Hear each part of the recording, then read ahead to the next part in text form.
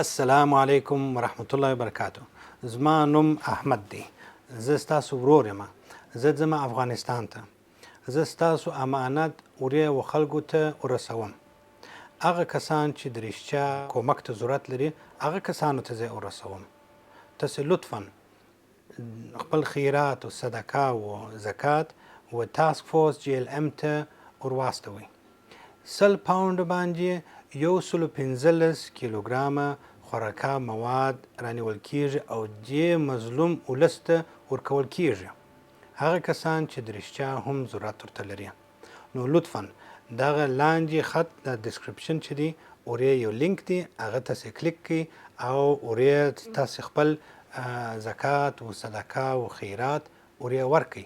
100 پاونډ چې تاسې ورکړئ 115 کیلوګرامه مواد رانیول کیږي او خلکو ته ورکول کیږي.